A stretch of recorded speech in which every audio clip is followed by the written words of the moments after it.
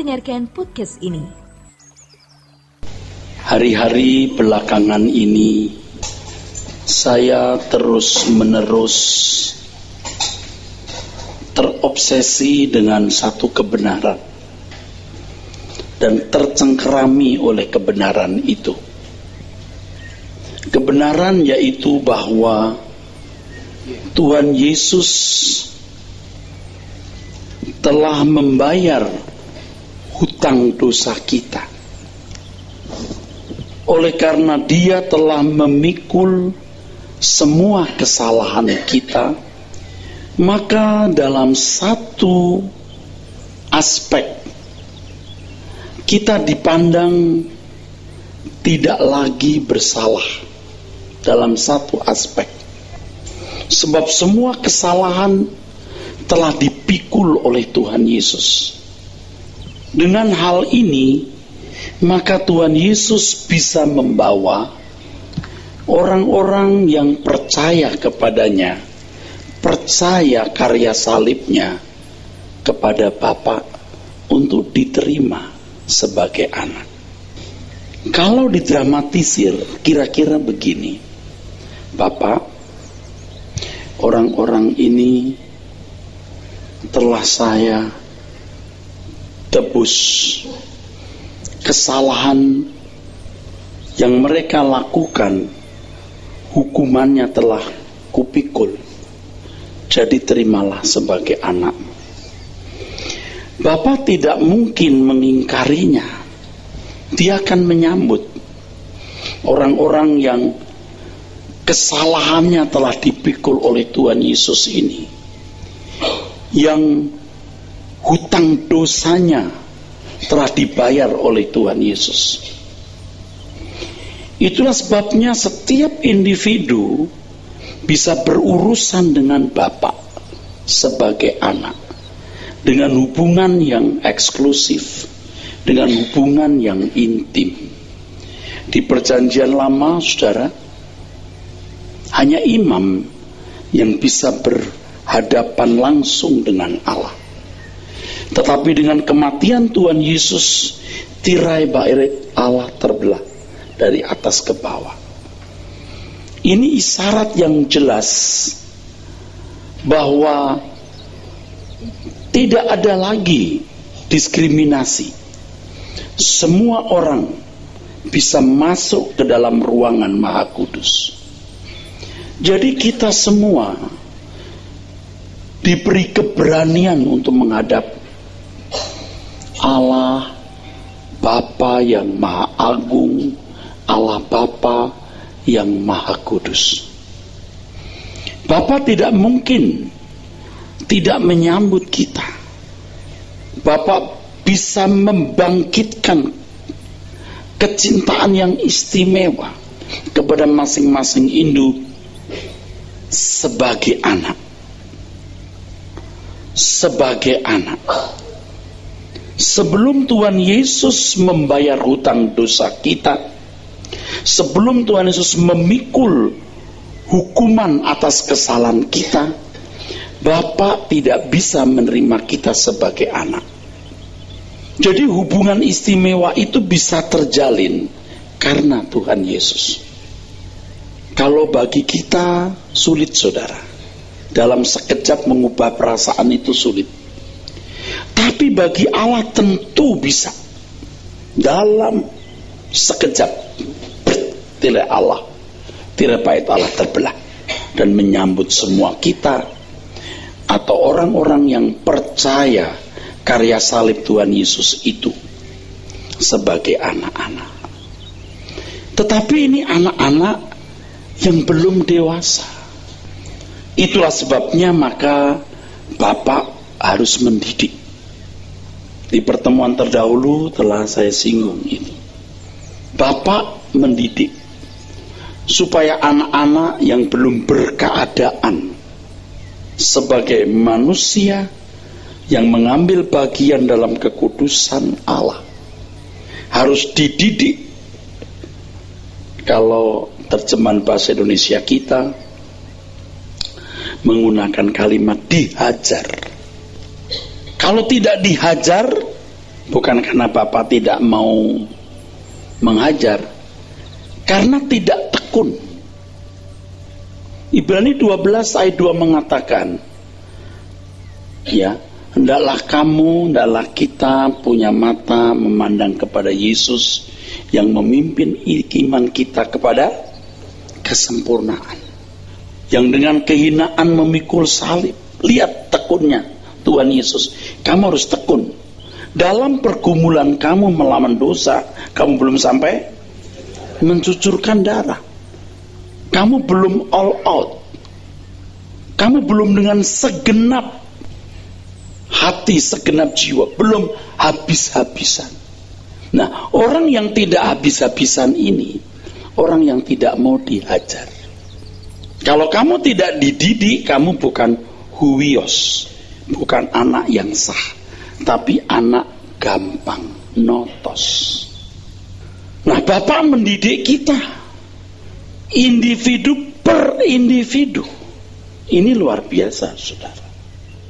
Ini tidak pernah terjadi di zaman perjanjian lama. Umat perjanjian lama hanya diberi hukum dengan segala sanksinya. Dan manusia secara psikologi, secara kejiwaan, tentu takut dengan hukuman. Dia harus patuh pada hukum atau semacam syariat. Diatur dengan cara hidup keberagamaan. Tetapi orang percaya ini menghadirkan Bapak, datanglah kerajaanmu. Itu Bapak kami yang datanglah kerajaan. Memerintahlah. Sebagaimana pemerintahan dunia melindungi, mengayomi masyarakat, tapi juga mendidik, mendewasakan. Bapak apalagi kehadiran kerajaannya bukan hanya mengayomi, melindungi. Dalam hubungan sebagai Bapak, dia juga mendidik kita, saudara. Dia mendidik kita. Mengapa harus dididik, saudara? Ada dua hal yang penting. Yang pertama, supaya hubungan dengan Bapa harmoni. Seperti Tuhan Yesus harmoni. Yang kedua, menjadi mempelai. Sebenarnya ini sama dengan menjadi saudara. Saudara Yesus itu mempelainya. Kekasih-kekasih mempelainya. Dengan karakter manusiawi yang kita miliki dan segala cacatnya, kita tidak bisa memiliki hubungan dengan Bapa secara harmoni. Tanpa menjadi seorang yang mengenakan atau mengambil bagian dalam kekudusan Allah, tidak mungkin kita bisa seimbang dengan Tuhan Yesus. Maka dikatakan berulang-ulang di Alkitab agar kita menjadi umat yang layak. Menjadi orang Kristen itu harus memiliki isi dan tujuan hidup hanya ini. Menikah, tidak menikah, tidak masalah. Punya anak, nggak punya anak, nggak masalah. Tidak ada yang penting kecuali bagaimana kita menerima didikan Bapa untuk menjadi anak yang harmoni dengan Bapa, sekaligus menjadi saudara. Saudara, Bapa di surga tidak ingin meletakkan saudara-saudara bagi putra tunggalnya, saudara-saudara yang brengsek. Bapa ingin memiliki putra-putri yang mengimbangi karakter putra tunggalnya, yang nantinya bersama-sama dengan putra tunggalnya ini dimuliakan bersama-sama dengan putra tunggalnya. Nah, orang yang menolak mengisi hidupnya untuk hal ini, dia menolak karya salib, dia menolak keselamatan. Jadi kalau hanya menjadi orang Kristen, rajin ke gereja, ikut mengambil bagian dalam kegiatan gereja, bahkan jadi pendeta sekalipun, tetapi tidak sungguh-sungguh berjuang untuk mengambil bagian dalam kekudusan Allah, dia bukan Kristen yang sejati. Dia Kristen palsu. Jadi ketika Tuhan Yesus membawa kita kepada Bapa sebagai anak-anak, tidak ada lagi yang berarti dalam hidup kita kecuali Bapa dan Tuhan kita Yesus Kristus. Maka Roh Kudus akan diutus Bapa, dimeteraikan di dalam hati orang percaya, dan membimbing orang percaya ini untuk berkarakter seperti Bapa, atau mengambil bagian dalam kodrat ilahi, atau mengambil bagian dalam kekudusan Allah, supaya hubungannya harmoni dengan Bapa dan menjadi mempelai atau saudara. Ini luar biasa. Ini luar biasa. Saya makin menghayati hal ini, saudara. Dan seiring dengan pengertian yang bertumbuh dalam diri saya ini, dengan sendirinya keindahan dunia menjadi pudar. Dan kalau saya berkhotbah seperti saat ini, gairah saya untuk mengajak saudara berubah itu kuat. Karena saya sendiri juga berusaha untuk berubah. Saya sendiri berusaha untuk berubah. Keinginan daging ini menyeret kita. Ambisi-ambisi selera jiwa kita menyeret kita, yang membuat kita lambat bertumbuh. Kalau kita tidak sungguh-sungguh, tidak bisa. Makanya dikatakan di dalam Ibrani pasal 12 itu, saudara, ayat yang keempat. Silakan baca.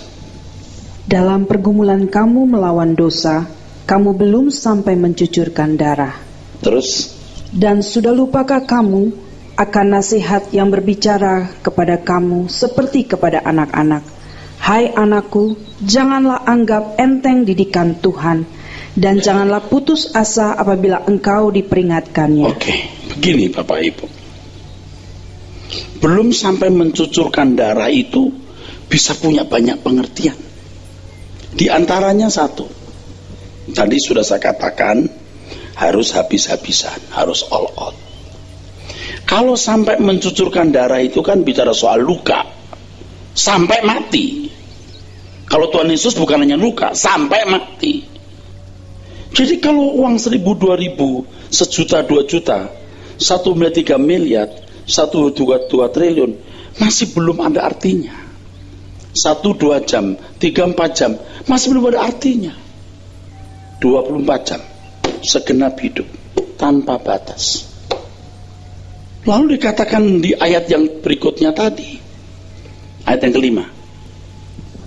Dan sudah lupakah kamu akan nasihat yang berbicara kepada kamu seperti kepada anak-anak? Hai anakku, janganlah anggap enteng didikan Tuhan, dan janganlah putus asa apabila engkau diperingatkannya. Jelajah kesempurnaan di dalam Tuhan untuk bisa memiliki hubungan yang harmoni dengan Bapa dan seimbang dengan Tuhan Yesus itu tak terbatas. Kita pikir sudah bagus, ternyata belum. Sudah nyaris sempurna, ternyata belum. Yang ini tidak bisa dibahasakan. Ini hal yang benar-benar bersifat batiniah. Saudara akan mengalami kalau saudara bergumul di situ. Jadi ketika kita berjalan, yang pertama harus meninggalkan beban, dan meninggalkan beban, keterikatan dengan dunia, dan daging kita ini masih terus berlangsung. Kalau beban ini cinta uang, ini akar segala kejahatan. Jadi kalau yang matre, masih matre, hidupnya masih bisa dibahagiakan oleh dunia ini, you mendingan tutup buku, nggak usah jadi Kristen. Atau jadi Kristen nggak usah mimpi dimuliakan bersama Yesus. Kalau you masih bisa dibahagiakan dengan barang branded, mobil bagus, rumah mewah, masih mimpi bisa dibahagiakan oleh dunia ini, you udah nggak bisa sejak ngomong lagi. Stop. berhenti. Yuda nggak bisa saja ngomong. Saya bicara kepada orang yang betul-betul mau ini. Kalau saudara tidak nurut yang saya ngomong, Anda pikir saya terlalu ekstrim, you ketemu Bapak di surga, pengetahuanmu lengkap nanti, you akan nyesel. Bagaimana Bapak membuka hatinya dan berkata, anak-anakku, itu harganya darah Yesus. Cintanya begitu tulus. Dan kalau saudara bertemu dengan wajah agung Tuhan Yesus, yang begitu mencintai kita, yang mempersembahkan tubuhnya bagi kita, kita sangat mengerti apa artinya asal ada makanan pakaian cukup, tidak punya kepala tidak punya tempat untuk meletakkan kepalanya, meninggalkan segala sesuatu, melepaskan segala sesuatu. Jadi tidak terlalu berat dibanding dengan apa yang Tuhan berikan untuk kita. Yang bikin rusak saudara itu pendeta-pendeta yang dengan mudah melegalisir Anda anak Allah, padahal watakmu belum watak Bapa, belum mengenakan kodrat ilahi. Memang anak, tapi anak yang tidak sah. Dan Bapa Allah, Tuhan kita Yesus Kristus akan berkata, aku tidak kenal kamu. Kamu yang tidak melakukan kehendak Bapa. Sekarang ini kita harus mati-matian melakukan kehendak Bapa. Ini baru langkah awal. Ya memang seiring ini, terus ini bertumbuh terus. Ini tidak terbatas, saudaraku. Jangan anggap enteng. Sudah begini aja deh. Dipukul, diingatkan masih, ya udah begini aja deh. Nggak terbatas. Ini saja saudara belum selesai. Nanti seiring dengan pertumbuhan ini, saya kasih tahu satu hal ya. Saudara punya hubungan dengan Bapak luar biasa. Waktu berdoa Bapak, itu beda dengan dulu waktu kita berkata Bapak, beda. Yang ini tidak bisa dilukis dengan di atas kanvas. Hal ini nggak bisa dijelaskan dengan kata-kata.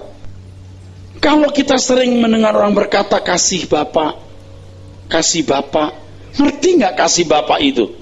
Kalau kamu sudah berusaha hidup suci benar-benar, berusaha hidup sempurna walaupun kadang masih gagal, kalau kau sungguh-sungguh meninggalkan percintaan dunia, baru bisa menyentuh hati Bapak dan merasakan kasih Bapak.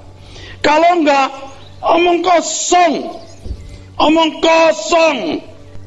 Saudara, kalau lihat kerajaan surga, emas 30 triliun ton nggak ada artinya. Kok masih lo nggak mau tahu lo? Aduh, saudara, capek lihat begini nih, saudara. Nggak mau berubah. Harta itu kayak segalanya gitu. Padahal begitu you mati, jebret, selesai semua. Tapi kalau saudara mengerti bahwa hidup ini hanya sebuah proses, bagaimana bisa mengambil bagian dalam kekudusan Allah? Baca ayat 9. Selanjutnya, dari ayah kita yang sebenarnya kita beroleh ganjaran, dan mereka kita hormati. Kalau demikian, bukankah kita harus lebih taat kepada Bapa segala roh, supaya kita boleh hidup? Terus? Sebab mereka mendidik kita dalam waktu yang pendek sesuai dengan apa yang mereka anggap baik. Kalau orang tua kita mendidik kita sesuai dengan apa yang dipandang baik, kita bisa mengukur loh. Setelah tua begini, oh kita tahu Papa maunya apa. Tapi Bapak di surga, you bisa ukur? Nggak bisa. Tidak terbatas. Jangan berhenti. Ya udah begini saja. Lalu ya cukup begini. Lalu ya udah begini. You mau sibuk apa? Kok nggak mau sungguh-sungguh loh? Tinggalkan semua kesenangan dunia. Yuk, kita harus sekolah dengan giat, kuliah dengan tekun, cari uang yang giat. Semua itu juga untuk Bapak. Nanti kalau kita sudah mati, sudah ada waktu untuk menunjukkan, membuktikan kasih kita kepada Bapak. Nah ini nggak bisa saya ajarkan dengan kata-kata. Kalau saudara bersentuhan dengan kasih Bapak, ya, saudara akan rela serahkan nyawa saudara kepada Bapak. Saudara ngerti nggak saya ngomong apa ya? Ngerti nggak? Saudara itu mesti berdoa tiap hari 30 menit. Ketemu Bapa. Hidupkan Allah dalam hidupmu. Pertimbangkan semua yang kau lakukan sesuai enggak dengan pikiran perasaan Allah. Hidupkan itu. Nanti hubungan saudara dengan Bapa luar biasa. Sampai ketemu itu hubungan itu, saudara. Allah itu ya, Bapa kita itu ya, bisa membuat satu hubungan yang luar biasa. Kalau di Amsal 30 ayat 18-19 itu, penulis Amsal berkata, aku tidak ngerti loh kalau hubungan pria wanita yang jatuh cinta. Itu luar biasa. Efesus pasal 5 ayat 31-32. This is a great mystery, but I speak concerning Christ and the church. Ini rahasia besar, tapi yang kumaksudkan hubungan Kristus dengan jemaatnya. Artinya begini loh, hubungan suami istri itu menjadi lambang hubungan Kristus dan jemaat. Itu kalau cinta yang benar itu luar biasa loh. Nah sekarang ada jenis cinta juga yang pasti lebih luar biasa dari hubungan suami istri, hubungan dengan manusia, yaitu kita dengan Bapa. Allah bisa membuat hubungan itu. Dia sudah membuka hatinya. Aku mencintai kamu. Jebret dalam sekejap. Kita tidak bisa dalam sekejap. Jebret tidak bisa. Diproses lewat pendidikan. Kalau Bapak jebret, ceger, selesai. Aku mencintai engkau karena putraku telah mati untukmu. Mari. Kalau aku tidak mengasihimu sebagai anak, aku mengkhianati putraku. Makanya Tuhan Yesus menjadi syafaat kan di samping Bapa. Kalau saudara salah, kita salah berkata, ampuni aku Bapa. Ada juru syafaat. Ya Pak, sudah kutebus kesalahannya. Oke, Bapak lihat anaknya, sudah. Tapi bukan berarti lalu final selesai. Dididik dulu batinmu supaya kamu tidak berbuat kesalahan lagi. Dosamu dibayar, hutang dosamu dibayar, supaya kamu tidak berhutang lagi. Ya sekali-kali masih salah, ya oke. Tapi setelah itu terus dididik untuk sempurna, bisa mengimbangi Tuhan Yesus. Makanya jangan saudara merasa puas dengan hidup kekristenan yang saudara sudah mencapai. Kita kan punya kecenderungan puas diri. Ya udah luar biasa ini. Kenapa luar biasa? Ya nggak ada orang seperti saya. Gitu kan? Aku lebih baik, mandek di situ. Pandanglah Tuhan Yesus, ayat dibaca. Tetapi Dia menghajar kita untuk kebaikan kita, ya, supaya kita beroleh bagian dalam kekudusannya. Iya. Makanya Tuhan Yesus berkata, aku tidak kenal kamu, kamu yang tidak melakukan kehendak Bapa. Kira-kira kan begini saudaraku, Bapa, aku telah mati untuk mereka, Bapak terima. Oke, kudidik lewat rohku, Roh Kudus ditaruh. Dia nggak nurut.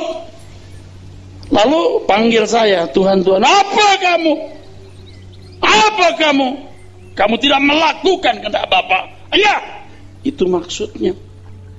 Jangan ngaku-ngaku percaya lalu masuk surga. Percaya itu apa? Kalau ringkasnya, percaya itu berarti menjadi seperti Yesus. Kau ku beli, ku bayar supaya dididik Bapakku. Kamu tidak melakukan kehendak Bapa. Aku tidak kenal kamu. Itu maksudnya. Ini paling benar yang saya katakan ini. Mau ditentang bagaimana? Ini benar. Tolong deh, dimengerti. Kita harus berjuang untuk itu, saudara-saudara. Anda ada di sini untuk mengerti kebenaran dan mengenakan kebenaran itu. Nah, seringkali yang kita pahami Tuhan Yesus telah menebus dosa kita, ya sudah selesai, gitu. Selesai, Tuhan sudah pilih kita, kita masuk surga. Waduh, itu menyesatkan, saudara. Melumpuhkan itu kehidupan iman Kristen. Jadikan duniamu hanya untuk mencari Tuhan. Kerja pun karena Tuhan, bisnis pun karena Tuhan, semua demi Tuhan. Mungkin saudara yang tidak mau ngerti berkata, wah kalau mikir gitu kapan saya dagang Pak? Ya dagang saja, kerja aja. Kita semua banyak kesibukan kok hari-hari. Saya juga punya kesibukan, bukan hanya kesibukan gereja, ada kesibukan yang lain. Semua dilakukan untuk Tuhan. Kalau saudara pengusaha, pedagang, yuk cari uang itu untuk Tuhan loh, bukan untuk diri saudara loh. Ya kalau saudara beli rumah, punya mobil cukup, bukan untuk nimbun uang supaya anak saya nanti lebih tenang. Loh, anakmu udah punya rezeki sendiri kok. Kamu kumpulkan uang untuk Tuhan, lalu kau berikan, mestinya untuk Tuhan maksudnya, kau berikan untuk anak. Jadi kutuk itu. Bahkan saya mau khotbah khusus yang soal bagaimana artinya berkat itu. Puji Tuhan Pak, anak saya udah punya anak, diberkati Tuhan. Kalau anakmu tidak melayani Tuhan itu kutuk loh, kutuk untuk dia, kutuk untuk dirimu. Puji Tuhan Pak, anak saya sudah lulus sekolah, dia lulus jadi sarjana, tapi sarjana untuk kepentingannya sendiri, jadi kutuk untuk dia. Ngerti nggak? Kutuk. Puji Tuhan Pak, goal Pak, bisnis saya Pak. Lalu ya diberkati Tuhan lah. Enggak, itu kutuk kalau kamu tidak gunakan untuk Tuhan. Dengar, itu kutuk. Puji Tuhan Pak, sudah sembuh berkat Tuhan. Sembuh lalu apa kalau kamu sembuh? Untuk apa sudah sembuh? Untuk apa kau lulus sekolah? Untuk apa kamu kaya? Untuk apa kamu sehat? Untuk apa kamu diberkati itu? Diberkati dengan berkat jasmani. Semua juga untuk Tuhan, saudara. Ini konsekuensi logis seorang yang ditebus dan diberikan harga yang lunas dibayar. Tapi soal uang, soal harta, udah kita lupakan dulu deh. Nanti saya dikira cari uang. Sekarang yang penting bagaimana Anda ini loh. Sudah bener lah, saudara. Minggu ke gereja, Selasa gereja, Jumat ke gereja. Tiap hari gereja gak masalah. Yang penting bisnismu tidak terganggu, keluargamu gak terganggu. Tapi kalau terganggu jangan. Rumah tanggamu harus dijaga, bisnismu harus bener. Baru ke gereja. Karena bisnis, rumah tangga, keluarga itu pun pekerjaan Tuhan. Tapi kalau anak sudah besar atau sudah tidak punya tanggung jawab yang menyita waktu, ya cari Tuhan aja lah, saudara. Tadi ayat yang kedua kita baca. Ayo. Marilah kita melakukannya dengan mata yang tertuju kepada Yesus yang memimpin kita dalam iman. Kamu gak usah lihat siapa-siapa, lihat Yesus. Emangnya bisa kelihatan Pak, maksudnya adalah cara hidupnya, gaya hidupnya, kesuciannya, kesempurnaannya. Akulah jalan. Anda tahu kata jalan itu hodos, lorong panjang. Jadi you akan lihat panjang, ikuti lorong itu. Jangan merasa puas, itu putus asa. Apalagi kalau ya saya manusia penuh kelemahan dan kekurangan. Orang lain bisa judi, saya juga bisa. Orang lain bisa berzina, aku juga bisa berzina. Orang lain bisa bunuh orang, ya saya bisa lah nggak membunuh tapi ribut ya nggak takut orang lah. Ya kita manusia juga sih. Itu kan orang putus asa. Ya gimana ya, kita masih duniawi, gimana bisa nggak duniawi Pak? Lingkungan saya duniawi, ya udah kamu di situ putus asa kamu. Pandanglah Yesus.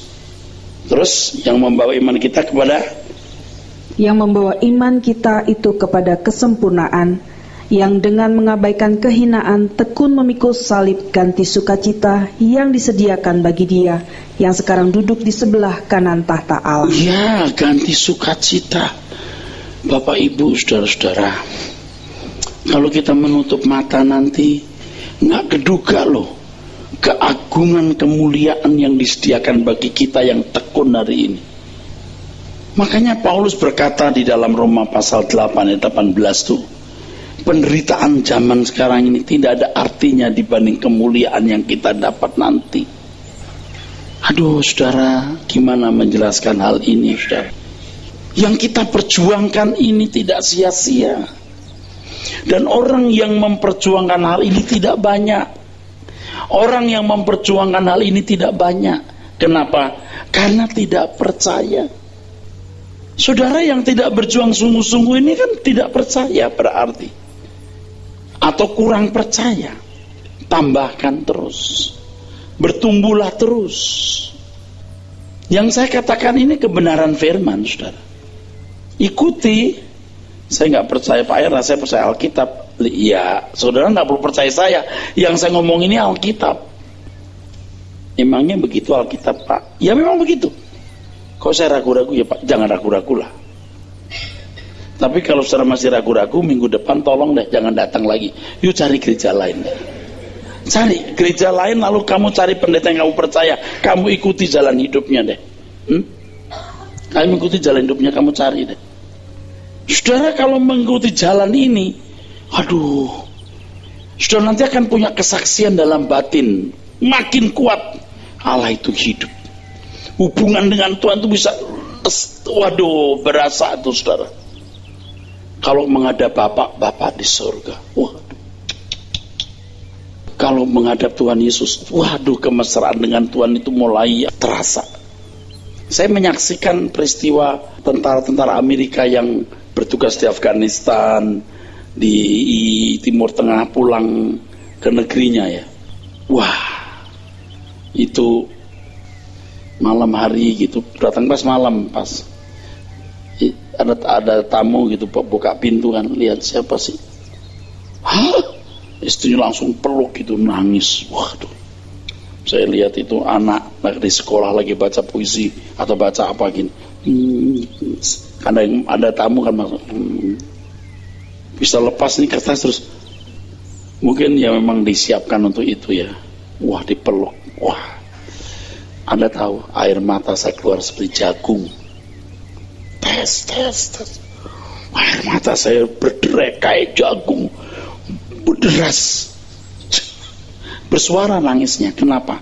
Nanti kalau ketemu Bapa di surga, kalau ketemu Tuhan Yesus, aku seperti ini. Aku nangis. Kenapa? Nanti ketemu Bapa di surga seperti ini, ketemu Tuhan Yesus seperti ini. Makanya sekarang Dia ku cintai lebih dari nyawaku sendiri. Harus apapun yang Bapa kehendaki ku lakukan, walaupun tidak enak di dagingku, ku paksa sampai aku menyenangi apapun yang Bapak kehendaki untukku lakukan. Tidak sia-sia saudaraku. Maka dikatakan, bukankah kita lebih taat kepada Bapa segala roh supaya boleh hidup, tidak binasa. Sementara di dunia kita memiliki hidup yang berkualitas. Orang tidak melihat kualitas itu, tidak masalah. Batinmu yang terkait dengan Bapa di surga, hatimu yang terikat dengan Bapa di surga, engkau bernilai dengan nilai yang kekal, nilai abadi, saudara. Menemukan Bapa, menjadi anak Bapa yang bisa memiliki hubungan yang harmoni dengan Bapa, itu luar biasa, saudaraku. Kalau saudara mengerti hal ini dan mengalaminya, walaupun belum sempurna tapi bertahap terus, emas berapapun jumlahnya tidak ada arti, tidak ada artinya, saudara. Saya sering membaca atau mendengar mengenai orang-orang sukses dalam bisnis, sukses dalam materi, sukses dalam karirnya di dunia politik dan lain sebagainya. Dulu maknyut hati saya, kenapa aku tidak sukses seperti mereka. Sekarang aku punya dunia lain yang lebih berharga dari harta, pangkat, jabatan apapun. Aku mengejar ini, dan saya menawarkannya kepada saudara. Tidak butuh duit, pendidikan, dan syarat-syarat lain secara lahiriah. Cukup dengan hati yang tulus mencari Tuhan. 2 Korintus 11 kita baca lagi, ayat yang kedua. Sebab aku cemburu kepada kamu dengan cemburu ilahi, karena aku telah mempertunangkan kamu kepada satu laki-laki untuk membawa kamu sebagai perawan suci kepada Kristus. Kamu pernah lihat orang cemburu yang gak marah? Jarang. Ada tapi jarang. Cemburu itu membara, bisa membunuh. Kecemburuan bisa membuat orang membunuh orang lain. Cemburu itu gak bisa dibahasakan. Makanya kalau ibu-ibu cemburu terus menerus ya, bukan karena ibu-ibu salah, yang bisa ibu juga benar, tapi misalnya dibuang itu jadi kanker. Kenapa? Sel-selmu jadi rusak gara-gara itu. marah-marah, ya gara-gara cemburu itu, kepahitan, itu bahaya. Itu merusak Anda memiliki powerhouse di dalam sel saudara. Powerhouse sudah rusak. Itu hebat sekali Alkitab. Hati yang gembira obat itu betul. Tapi ini bicara soal cemburu dulu ya. Cemburu itu luar biasa ya.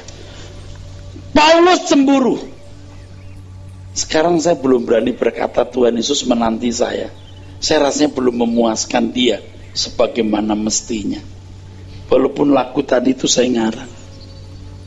Semua yang memuaskan hatimu, kerinduanku sebelum akhir hidupku, itu kerinduan. Tapi belum sempurna. Makanya terus mau berjuang. Berharga sekali waktu ini. Aku cemburu dengan cemburu ilahi. Tetapi aku takut kalau pikiran kamu disesatkan dari kesetiaan kamu yang sejati kepada Kristus. Iya, kesetiaan sejati. Batinmu yang penting melekat dengan Tuhan. Bukan soal ke gereja rajin jadi aktivis atau pendeta. Itu bukan kesetiaan yang sejati. Kesetiaan yang sejati itu ketika engkau mencintai Tuhan lebih dari mencintai nyawamu sendiri. Itu baru kesetiaan yang sejati, saudara. Terus? Sama seperti Hawa diperdayakan oleh ular itu dengan kelicikannya. Kalimat berikutnya, dengerin. Sebab kamu sabar saja jika ada seseorang datang memberitakan Yesus yang lain daripada yang telah kami beritakan. Nah, ada Yesus yang lain. Terus? Atau memberikan kepada kamu roh yang lain. Spirit, gairah yang lain. Terus? Daripada yang telah kamu terima, atau Injil yang lain daripada yang telah kamu terima. Iya, Bapak Ibu. Ada Injil yang lain, ada Yesus yang lain. Kamu sabar saja sih. Artinya kamu gak boleh sabar. Bukan mau ngajak berantem ya. Saya gak mau saudara-saudara begini loh, gak boleh ya. Dengar khotbah lalu gak sesuai dengan apa yang Anda pandang, Anda pandang baik, lalu saudara berdiri lalu berdiri. Hei bro, nabi palsu kau. Itu gak etis. Jangan sabar artinya bukan mau berantem, tapi jangan mudah menerima. Kalau itu tidak benar, tolak. Saudara harus punya kepekaan. Oleh sebab itu perlu kecerdasan. Kalau kita seringkali dikatai, wah sombong banget tuh, Rehobot kayak paling bener. Kita bukan mau sok paling bener, emang bener. Kan kalau saya tunjukkan ini uang asli, berarti ini uang palsu. Konsekuensi logisnya kan begitu, saudara. Nah, Yesus palsu tidak akan membuat engkau mencintai secara benar Allah yang benar. Kebenaran yang murni membangun gairah, akan membangun saudara sosok manusia yang dikehendaki Bapa. Di situ saudara bisa memiliki hubungan yang harmoni dengan Bapa. Amin.